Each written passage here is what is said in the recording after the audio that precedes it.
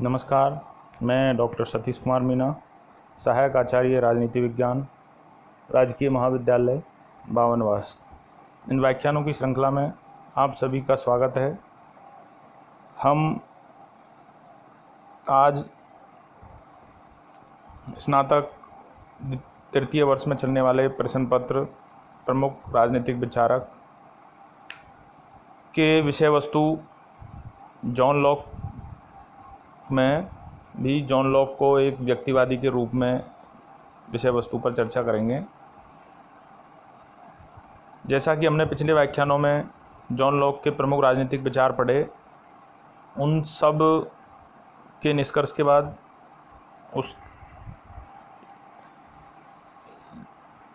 John Locke को एक व्यक्तिवादी या अग्रणी व्यक्तिवादी के रूप में हम मान सकते हैं और उसी विषय वस्तु पर आज हम चर्चा करेंगे। एक व्यक्तिवादी के रूप में राजनीतिक चिंतन के इतिहास में लॉक का महत्वपूर्ण स्थान है।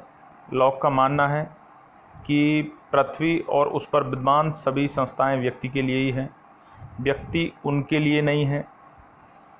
लॉक के दर्शन का आधार यह है कि व्यक्ति के कुछ मूल तथा अपरिवर्तनीय अधिकार होते हैं, जिनमें स्वतंत्रता, जीवन, संपत्ति के अधिकार हैं, जिन्हें उनसे छीना नहीं जा सकता।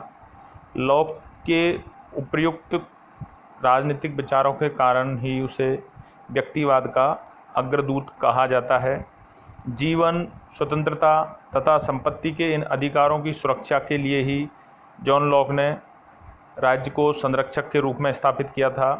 जॉन लॉक एक स्पष्टवादी विचारक हैं। वह अपने व्यक्ति को समाज तथा राज्य दोनों से पहले रखता है। लॉक के लिए यदि कोई सार्वभौम है तो वह राज्य न होकर व्यक्ति है। राज्य को जॉन लॉक एक साधन मानता है तथा व्यक्ति को उसका लक्ष्य।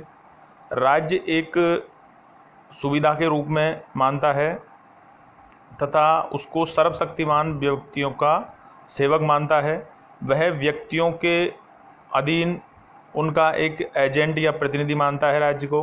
लॉक का संपूर्ण दर्शन व्यक्ति के इर्द गिर्द घूमता है। जैसा कि हमने उनके महत्वपूर्ण राजनीतिक विचारों में पढ़ा था कि उन्होंने जो उनको एक समझौतावादी विचारक के रूप में है हम पढ़ रहे हैं, तो उसमें उन्होंने जैसे उनके प्राकृतिक अवस्था की कल्पना की थी। उन्होंने पहले प्राकृतिक अवस्था में, फिर उन प्राकृतिक अधिकारों की कल्पना की व्यक्ति के, और उन प्राकृतिक अधिकारों को स्थायी मानते हुए ही उन प्राकृतिक अधिकारों के लिए जो खतरा थी, प्राकृतिक अवस्था में जो अव्यवस्थाएं थी, जो असुविधाएं थी, उनको सुविधाजनक बनाने के लिए उन्होंने एक समझौता करवाया और समझौते के माध्यम से सीमित सरकार और राज्य की स्थापना की। और उस राज्य और सरकार का एकमात्र उद्देश्य था उन अधिकारों की सुरक्षा प्रदान करना। तो उनके संपूर्ण राजनीतिक दर्शन में, राजनीतिक विचारों में उनके व्यक्तिवादी होने की झलक मिलती है और वो राज्य को, व्यक्ति को सुविधाजनक बनाने का एक एजेंट, एक इकाई, एक संस्था मानते हैं। लॉक का मानना है कि व्यक्ति के अधिकारों की रक्षा करना राज्य का कर्तव्य है और राज्य को व्यक्ति की सहमति के बिना कोई कार्य करने की अनुमति नहीं देता। लॉक के अनुसार व्यक्ति की इच्छा के विरुद्ध राज्य का सदस्य बनने के लिए भी बाध्य नहीं किया जा सकता। राज्य के दुर्व्यवहार अथवा अधिकार का दुरुपयोग करने पर व्यक्ति को उनका विरोध करने का अधिकार भी, जैसा कि पिछले व्याख्यान में हमने पढ़ा था कि क्रांति करने का या विद्रोह करने का अधिकार है। अगर राज्य दुर्व्यवहार करता है और उसके अधिकारों का दुरुपयोग करता है और उसके प्राकृतिक अधिकारों को या की सुरक्षा प्रदान करने में समर्थ नहीं होता है। व्यक्ति राज्य से पहले है। एक व्यक्तिवादी के रूप में लॉक का दावा निम्न बातों पर निर्भर करता है कि व्यक्ति के जीवन, स्वतंत्रता और संपत्ति के अधिकार जन्मजात हैं तथा प्राकृतिक हैं। प्राकृतिक कानून विवेक पर आधारित होने के कारण वह सभी व्यक्तियों को समान मानता है। ये अधिकार व्यक्ति के निजी अधिकार हैं। इनके स्वाभाविक जन्म सिद्ध होने के कारण राज्य कभी भी इनसे विमुक्त नहीं हो सकता। राज्य का उद्देश्य व्यक्ति के अधिकारों का संरक्षण है। लॉक के अनुसार राज्य का उद्देश्य जीवन, स्वतंत्रता और संपत्ति के प्राकृतिक अधिकारों की रक्षा करता है। इसी से राज्य का औचित्य सिद्ध होता है। लॉक ने कहा है कि यदि इन अधिकारों की रक्षा होती है तो राज्य का अस्तित्व कायम रह सकता है। राज्य का जन्म इन अधिकारों को सुरक्षित बनाने के लिए ही होता है। व्यक्तियों की सहमति ही राज्य का आधार है। यह सहमति मौन भी हो सकती है। जॉन लॉक का सहमति सिद्धांत उनके व्यक्तिवाद पर ही आधारित है। लॉक कहता है कि व्यक्तियों का आपसी सहमति और इच्छा ने ही राज्य की संरचना की है और किसी को राज्य की सदस्यता स्वीकार करने के लिए बाध्य नहीं किया जा सकता। लॉक ने भावी पीढ़ियों को राज्य की सदस्यता स्वीकार करने या न करने की छूट दी है, जो उसके व्यक्तिवाद का परिचायक है। जैसा कि उनके समझौते के सिद्धांत में अपने चर्चा की थी कि उन्होंने जो समझौता की बाध्यता सिर्फ जो स्वीकार करते हैं उनके लिए ही बाध्य की थी। आगे की पीढ़ियों के लिए उन्होंने इसको स्वीकार करने और न करने की छूट आगे की पीढ़ियों को दी थी। अगर वो स्वीकार करते हैं, विरोध नहीं करते तो वो समझौते के भागीदार होते हैं, वो समझौते से मुक्त भी हो सकती है आने वाली पीढ़ी। ये विचार भी, ये उनकी धारणा भी उनके पेवर व्यक्तिवाद को झलकाती है। प्राकृतिक अवस्था में लोगों को समझौते में शामिल होकर नहीं होते, वे प्राकृतिक अवस्था में ही बने रहते हैं। इस प्रकार इसकी सदस्यता के संबंध में लॉक ने प्रत्येक व्यक्ति की इच्छा का आदर किया है। लॉक ने व्यक्ति को राज्य का विरोध करने का अधिकार दिया है। लॉक के अनुसार समुदाय की सर्वोच्च शक्ति अंतिम रूप से समाज में ही निहित होती है, जिससे आवश्यकता पड़ने पर समाज का प्रयोग कर भ्रष्ट शासकों को अपदस्थ कर नए शासकों का चुनाव कर सकता है। लॉक के अनुसार राज्य का निर्माण जन कल्याण के लिए किया गया है। राज्य एक ट्रस्ट के समान है, वह जनता की सहमति पर आधारित तथा वैधानिक है। अतः यदि वह निर्धारित उद्देश्यों को पूरा करने में असफल रहता है तो उस स्थिति में जनता को उसके विरुद्ध विद्रोह करने का अधिकार भी लॉक ने व्यक्ति को दिया है। लॉक का व्यक्तिवाद उसके नकारात्मक राज्य की अवधारणा द्वारा प्रमाणित होता है। राज्य के कार्य नकारात्मक कर्तव्यों तक ही सीमित हैं। राज्य केवल तभी हस्तक्षेप करता है जब व्यक्ति के अधिकारों का उल्लंघन होता है।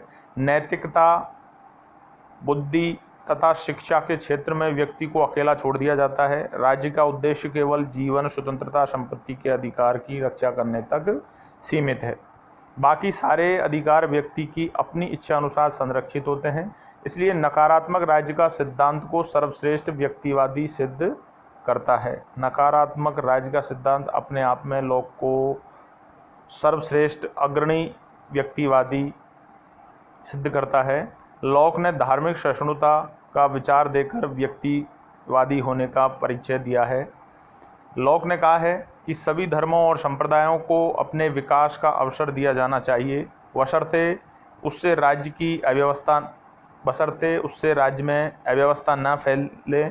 लॉक धर्म को एक व्यक्तिगत चीज़ मानता है, इसलिए राज्य को व्यक्तियों के धर्म और विश्वास में किसी तरह के हस्तक्षेप करने की मनाही करता है। इस प्रकार लॉक प्रत्येक व्यक्ति को अपने अंतःकरण के अनुसार धार्मिक पूजा उपासना की स्वतंत्रता भी प्रदान करता है।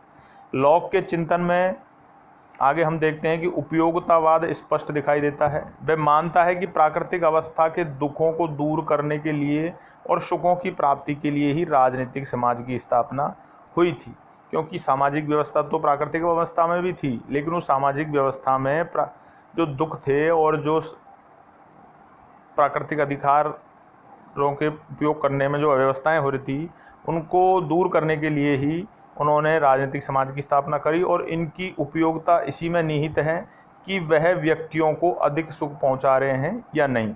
इस प्रकार लॉक व्यक्ति के सुख को प्राथमिकता देता है। व्यक्तिगत संपत्ति के कट्टर समर्थक हैं लॉक, और श्रम द्वारा उपार्जित या अर्जित जहां व्यक्ति अपना श्रम लगाता है वह वस्तु उसकी व्यक्तिगत संपत्ति हो जाती है और राज्य व्यक्ति की अनुमति के बिना उससे किसी एक भी हिस्सा नहीं ले सकता।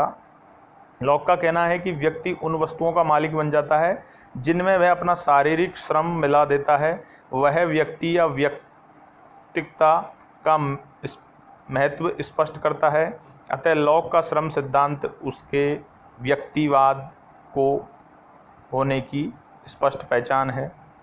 जॉन लॉक का जो क्रांति संबंधित सिद्धांत है वो भी उनके व्यक्तिवादी होने का परिचायक है। लॉक का क्रांति का सिद्धांत बिना किसी संदेह के लॉक के व्यक्तिवादी होने का प्रबल पक्षधर है।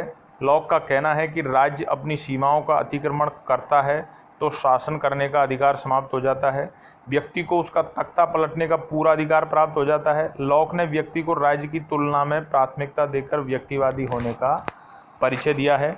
लॉक के राजनीतिक दर्शन में व्यक्ति ही राज्य से श्रेष्ठतर स्थान पर लेता है। राज्य का औचित्य केवल इस बात में है कि वह व्यक्तियों द्वारा सौंपे गए अधिकारों को प्राकृतिक नियमानुकूल प्रयोग करें तथा न सौंपे गए अधिकारों की रक्षा करें। लॉक का मानना है कि शासक समाज के प्रतिनिधि हैं, वे उतने ही अधिकार रखते हैं जो व्यक्तियों द्वारा दिए जाते हैं। इस प्रकार लॉक ने व्यक्तिवाद की आधारशिला को मजबूत बनाया। डनिंग ने स्वीकार किया है कि व्यक्तिवाद की आधारशिला मनुष्य को प्राकृतिक अधिकारों तथा चिंतन के क्षेत्र में महत्वपूर्ण स्थान दिलाती है। लॉक ने व्यक्ति को ही अपनी संपूर्ण व्यवस्था का केंद्र बिंदु बनाया है। बोरकर के शब्दों में, लॉक ने व्यक्ति की आत्मा को सर्वोच्च गरिमा स्वीकार करने वाली तथा सुधार चाहने वाली महान भावना थी। मैक्सी के अनुसार लॉक ने व्यक्तिवाद को अजेय राजनीतिक तथ्य बनाया है। लॉक का व्यक्तिवाद उदारवाद तथा उपयोगितावाद का जन्मदाता माना जा सकता है। इन समस्त चर्चाओं के बाद भी लॉक के व्यक्तिवाद की या लॉक का सर्वश्रेष्ठ व्यक्तिवादी होने की आलोचनाएं की जाती हैं। वो आलोचनाओं की हम निम्न बंधुओं के माध्यम से स्पष्ट कर सकते हैं।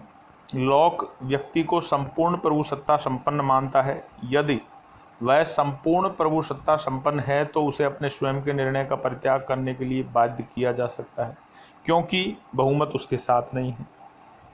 दूसरा, लॉक ने अत्याचारी शासन के विरुद्ध व्यक्तियों को विद्रोह का अधिकार दिया है, वह भी बहुसंख्यकों को दिया है, अल्पसंख्यक वर्ग को नहीं।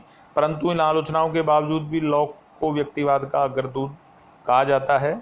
ये आंशिक आलोचनाएं हैं। प्रोफेसर वाहन के अनुसार लॉक की व्यवस्था में हर वस्तु व्यक्ति के चारों ओर चक्कर काटती हुई दिखाई देती है। प्रत्येक वस्तु को इस प्रकार से व्यवस्थित किया है कि व्यक्ति की सर्वोच्च सत्ता सब प्रकार से सुरक्षित रह सके। इसलिए कहा जा सकता है कि लॉक उदारवाद उपयोगितावाद का आधार प्रदान करता है और उसकी राजनीतिक चिंतन में व्यक्तिवाद के रूप में अमूल्य देन है। धन्यवाद। नमस्कार।